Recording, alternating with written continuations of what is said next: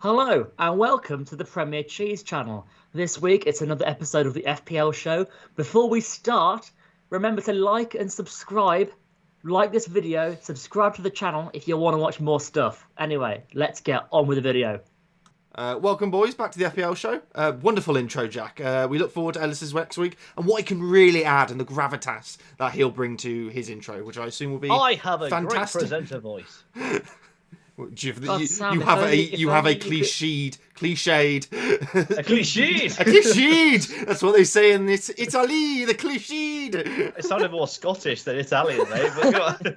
A cliched, eh? Fuck yeah. Hey, they're as Italian as haggis. You know, mate. It's just.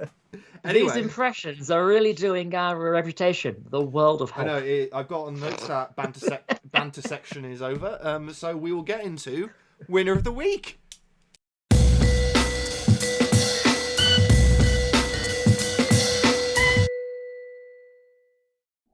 It wasn't Ellis this week. It was bloody Jack's won twice in a row, hasn't he? C'était moi. Actually, we both beat Ellis for 2 weeks in a row. Ellis's downfall continues. See how long it. Hopefully it longs. Bottle it 3 weeks in. You can't.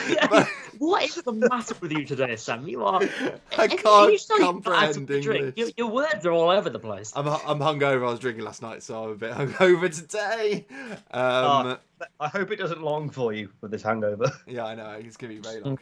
That would not do the world of help at all. They don't know the world of help thing. They don't know the world of help thing. Yeah, that was before the recording. That's why Jacq had to take over from the thing. But anyway, Jack's won winner of the week. Jacq, can you work us through your team? Who worked for you, who didn't? Absolutely, yes. So this week, as you can tell, it's very different from last week. I played my wild card this week. And I did a total defensive overhaul. And then I also brought in Saar, which looked like an inspired choice, which is very nice for me to say, having used him and captained him. But yeah, I kind of looked at the games that have been played so far, and I've tend to notice that in games that Watford have a chance of winning in, Saar tends to have some kind of goal contribution. So I was like, well, they're playing Newcastle this week. They've got a chance of winning that because Newcastle are shit. So we might as well put him in there, give him a go. And I thought, well, a lot of other players are going to, FPL players are going to be captaining your Salahs, your Ronaldos. And I thought, Saar's not going to be that much of a captain player. He'll be a good difference. And he was a good difference. And then, Martinez got 3 bonus points, did he? Yeah. I think. He got a clean sheet. But he got the clean sheet, then, yeah. Rudiger and Cucurella didn't really do much. Marcel with the doing me a good service with the clean sheet. Same for me, man. I like Marcel's quite a decent option, especially since Wolves have tended to only let 1 or 2 goals in, and they've actually looked sort of sturdy in defence, which was not expected at the start of the season. I think we expect to be more attacking and maybe let a few chances in, which that has sort of subsided. We've sort of gone back into a defensive Wolves of old under Nuno quality. But yeah, I think actually your team is actually well distributed as well. There's a lot of points in everything. No one has gotten over 10 naturally. Sarah's obviously got the 18, that's from captain, so he got 9 naturally. So it's actually... I'm trying to remember, where did Ings get 8 from? Because he didn't score. Got an assist, did he? No, he didn't get an No, assist. he didn't. Douglas How Luiz did got he the get assist. Sam, have you put in the right number there? Wait. I've got a funny feeling Ings didn't get 8. Hang on. Ings, I reckon, at best, would have got 2 or 3. Is this the wrong way? Have you used the wrong week? I've put Ings instead of Antonio. I was going to say, oh my god. That'll be it. That will be it. Okay, so this is Antonio. Let's ignore that it says that. It's Antonio. Yeah, I was wondering where Ings came from, considering He's not in your team. No, he's not. I took him out for Antonio. That was the other part of that my may be the wildcard. issue that I didn't actually make all the changes, but I think the rest of that's right. Everything else is correct, but this is Antonio. Which actually, in the actual edit, this will be actually what it is. It'll say Antonio, so this entire conversation I'm cut out. Oh, brilliant! Okay. So, what do you think of Antonio? Did you think Antonio did well? Well, he scored the goal. Well, I mean, he had a great run out for Villa, didn't he? Yeah, I know. It was just a mental performance. The fact he can play for their 2 club teams and Jamaica is incredible. No, yeah, Antonio. I mean, I can't even remember who did West Ham play this week. They played Leeds. Played Leeds, yeah, and Leeds are having a really not fun time of things. I thought bring Antonio back in after his. I took him out for the red card, but he got a couple of weeks to go, and I brought him back in this week. Still got Ben Rama in there because I reckon Ben Rama will have a few good games, and he's quite cheap, so he's a decent player to have, and he starts all their games. The thing is with Sarr, when you were saying like Sarr obviously only gets points, he just tends to get points when Watford play a team that they are better than. But how many of those games do we expect to happen? Because it's not a lot, is it? And I'm looking at their current games. They've got Leeds next, which should be a good fixture. But then in the next, I think 8 or 9, they also have Liverpool, Everton, Arsenal, Man United, Leicester, Chelsea, and Man City, which isn't to say that I don't think Sarr's going to get anything from those games. So I think. But then I'd say for that, like, if they're going to get any goals in that game, it's probably going to come through him. So it's not a bad option to have in there, because I think I might put him in this week because he's been doing well. I mean, to be fair, I can always just sub him. You know, that is a function in FPL. Okay. That is a thing I can do. Okay, so let's get on to the other big point earners of the week.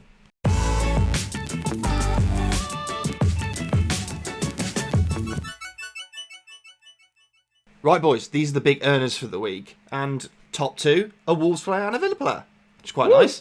Ellis, apart from we'll get into House and get into Sarr and get into the usuals, but is there anyone there that surprises you? House? We'll get into our house. You best make sure you got your key with you, Sam. Ha ha ha ha. And back to Ellis. Back to me. No, it's out. It's a good joke. It's a bit different this week. Last week there was lots and lots of defenders in the top, in this list. Obviously House is top, and we got Sarr second.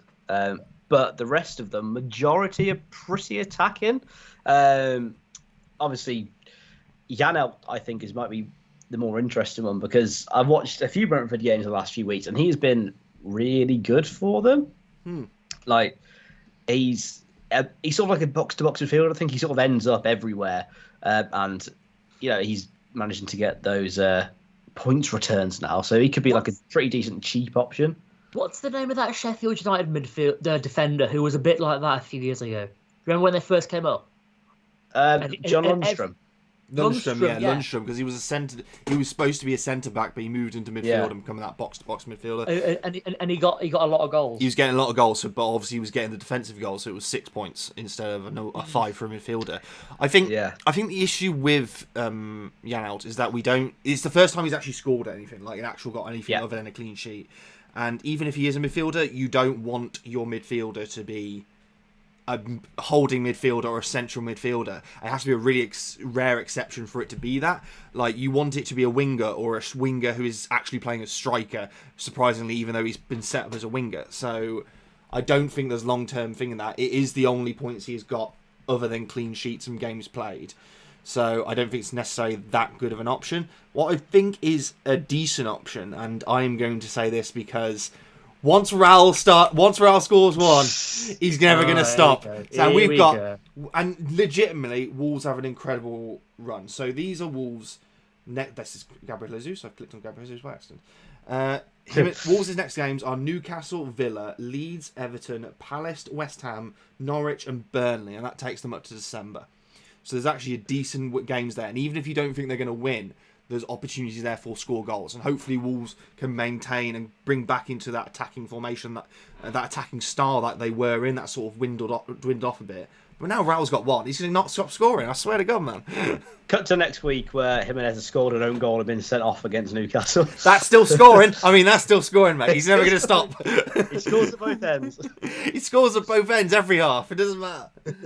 But Jacq, I'd say debatably, even I mean, you say Wolves have got a good lot of fixtures coming up, and none of their players appear on this list. But I'd say Chelsea have an even better lot of fixtures coming up. They've got their next game: Southampton at home, Brentford away, Norwich at home, Newcastle away, Burnley at home, Leicester away. Then they've got Man United at home. Then they've got Watford away. Then they've got West Ham away. Then they've got Leeds at home, Everton at home, Wolves away, Villa away, Brighton at home, Are we just That going to goes go on through the for entire... that's like the next 3 months. Most of those are pretty decent fixtures for Chelsea. Yeah, They are. we'll They look talk like about scary Chelsea. We'll months. talk about Chelsea a lot more when we get into transfers in, because there is a huge Chelsea in golf looking at this upcoming Yeah, fixtures that they do have. I'm unashamedly one of those this week. I am as well. As I've put in. Well, yeah, I put in 2, I think. I already had the 3, so I was a trailblazer beforehand, so that's all right. But what I'll say about this, Everton, I think, are a misnomer, and I don't think they have difficult fixtures coming up. So I think Decore and Townsend aren't necessarily future, especially the next few games. I don't think they're actually going to have that many more points, have that much of an I was effect. going to say Decore is not a attacking midfielder, is he? He's like he's a ball winner, isn't he? Or like a box to He's a box. ball winner, but he has been scoring a lot of goals. He's got a goal against Everton, all the bonus points. Nope, he hasn't. He's got a goal against Everton. Not Everton. He's got a goal against Norwich playing for Everton. He says Sam strikes again. And then obviously he got 2 assists against Burnley, and then I believe a goal against Southampton as well. So even as a £5.6 million midfielder to be getting sort of attacking returns every other game, quite an exceptional thing. So I think he does there, but I still don't think their fixtures necessarily line up. But yeah, we'll get on to transfers in.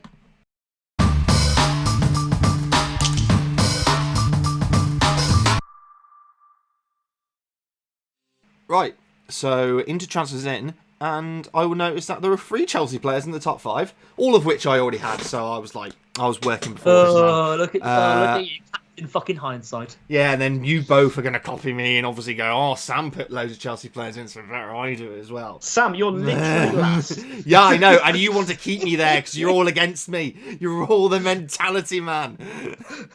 You've had a lucky start and you're going to go, I'm going to keep this any other way. If me and you just copy Sam transfer for transfer and for the team for team this week, he will finish 3rd at the end of the season, guaranteed. By exactly That's a good idea, actually. Perfect. We need to start that now, just to cement our places. Oh, brilliant! So every week we go, oh, who won this week? No, we all tied because everyone's put the same team to fucking house me out. Okay.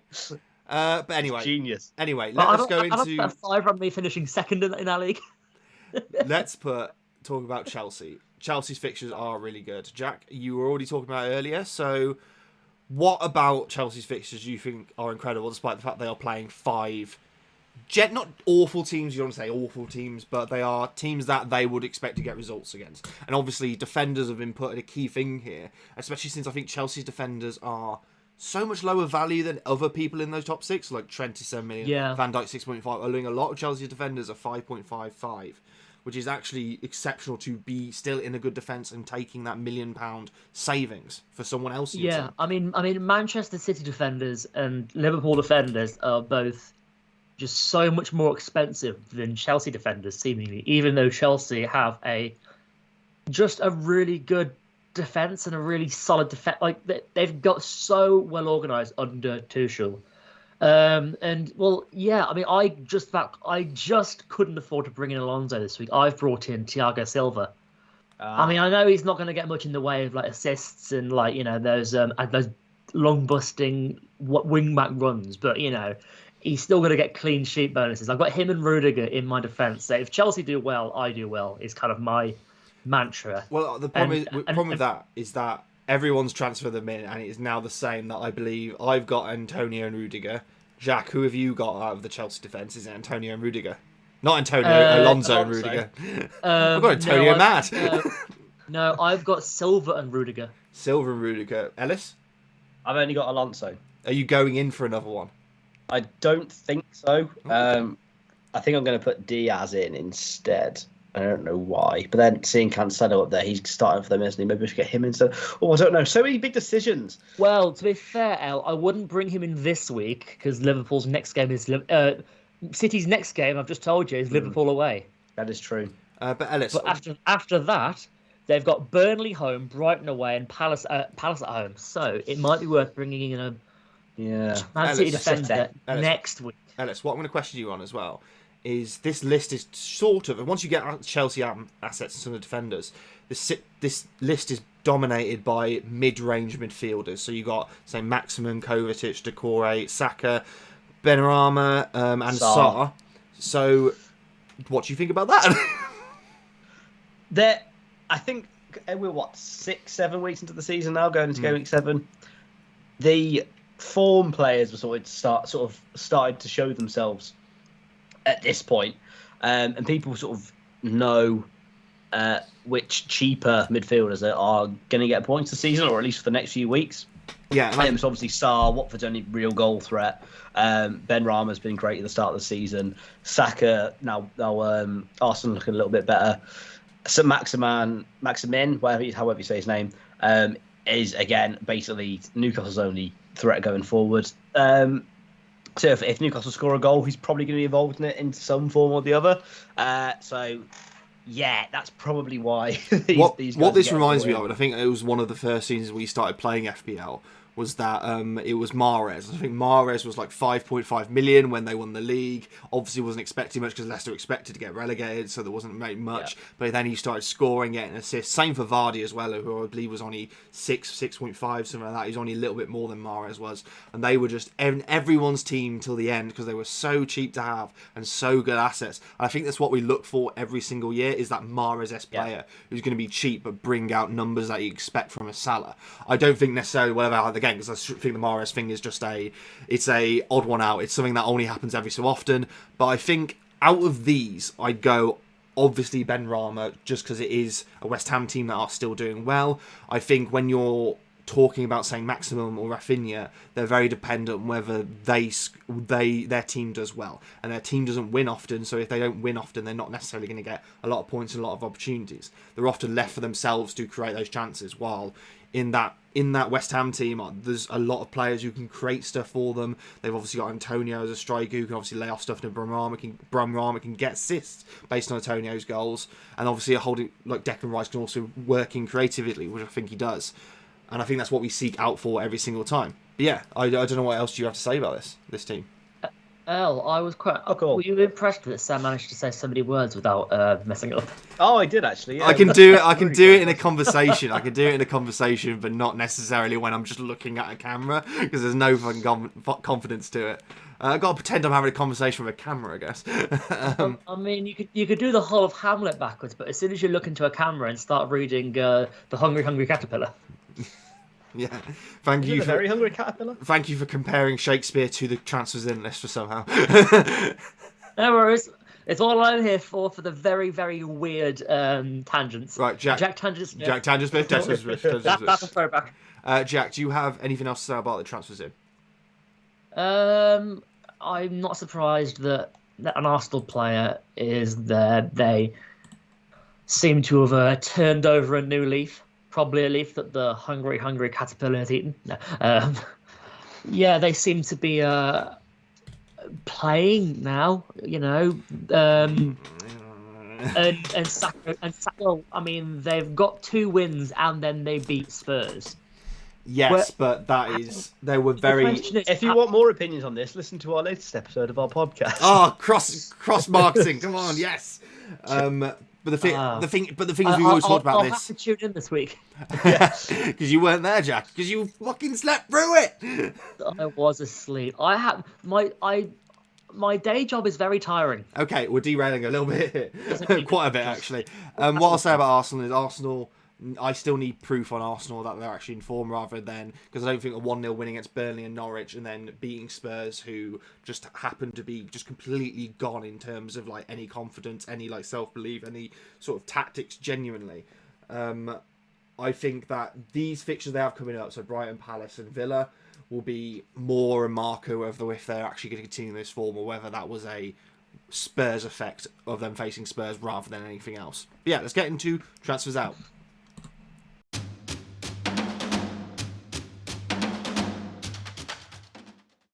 Right, on to transfers out, and as every week, transfers out is dominated by players who are injured, aren't starting, aren't playing, or sort of big-term assets who need to be shaken around a lot to release funds for other people. The one that I'll point out that I put in as part of my wildcard was Torres. I was very convinced that they were going to rest him so that when he would be ready for the Chelsea and Liverpool game. Was not played at all in the Chelsea game, so I got someone subbed out, which is nice. But I'm hoping that he does play, because he was doing well for them up front. I don't know if that's part of Guardiola's tactics, whether he's still being rested for the Liverpool game. I don't know. But yeah, Jacq, do you have anyone else on this list that you think is a bit of a surprise to you? All of the Man United players. That is just so telling, isn't it? They've lost Pogba. one game I mean, in the league to be this fair, season. Now they're crap now. it took a lot of willpower for me to not take up. I was very tempted to bring Pogba out this week, but Pogba, Greenwood as well, Ronaldo taking up like 159,000 people have taken Ronaldo out. He's had Ronaldo had an amazing start. One game against the Villa, and suddenly the whole half the United team have gone. The thing is, like, FPL's really reactionary all the time, isn't it? So I think, and because Ronaldo's the most expensive player in the game, along with Salah, I think it's obviously going to be, if he doesn't perform to that money, which needs to be a performance every single week, that he's not going to do that anymore. So it's like, as soon as that happens, you're going to go, I need my £12 million player to actually do something every week, otherwise it's not worth keeping it. I can obviously just get in someone who's cheaper, say an £8 million, a £9 million, a Jimenez, a Torres, a Bamford, or whatever, one of these players. But it is reactionary completely. I think you obviously keep confidence with it. The next fixtures are Everton, Leicester, Liverpool, Spurs, and Man City. So it's a very difficult run-in, but as a top team, you can still expect them to score goals, and I think that's more than likely that they will score goals. And I think those goals are probably more likely than not going to come from Ronaldo. So I think the players that have took Ronaldo out, a lot of them surely are doing it free funds up to sign someone, probably Lukaku. Probably Lukaku. I think it's a direct swap. Yeah, we saw Lukaku was the fifth most transferred in person, and now Ronaldo is the fifth most transferred out person. So I think that's not sixth. Yeah. Oh yeah. That's. I think you kind of by osmosis, El, got some of my maths degree there with your counting. I can count to 6. And we're both very proud of you. Okay, but yeah, Ellis, do you have anyone to say on this list that you're surprised by? No, I just wanted to shout out all the Man United players. It's basically Man United's entire midfield, and Shaw is obviously injured, and and Ronaldo as well. But it does shock me. It surprises me that after one result, all of them have just been taken out completely. Like, Man United have been relatively good this season. Yeah, their last sort of 3 games in all competitions, they haven't been great. But it's like football fans are so reactionary nowadays. Like, they might smash who they've got next. I'm not even sure who they're playing. Everton. Yeah, what's the bet they win like 4-0? Ronaldo gets a hat trick. And then he gets transferred in again. I think it's very reactionary at points. Yeah, I think that's entirely likely. I think Everton are a team that United have the capability to go and absolutely tear a new arsehole. And I'm bringing it back. I've brought it back. It's been a while. I think obviously with Ronaldo and Lukaku being the same price, it's so obvious that they would just be transferred in straight out for each other. And I guarantee if Lukaku doesn't do anything next game, which with their easy fixtures you would expect Ronaldo's back in, it's going to be completely flip-flopping the entire season. Because you can only have 1 or 2 really high-end products. Like, I only have Lukaku and Salah. I've been trying to skimp money everywhere else in the team to try and get those 2 in. So, trying to find... Wait, you got both of them? I've got Salah and Lukaku, yeah.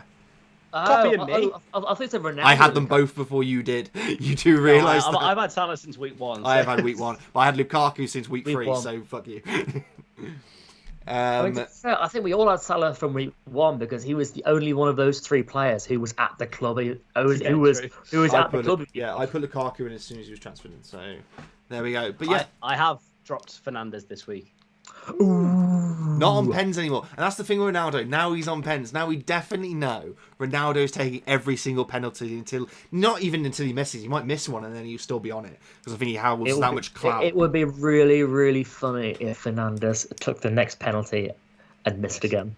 Yeah. That would make me wee myself with laughter. Again, I still don't understand how he missed that penalty. I still think he was missing that on purpose, and I don't know why. I can't explain, but I'm convinced he did it on purpose. It was Martinez's mind games.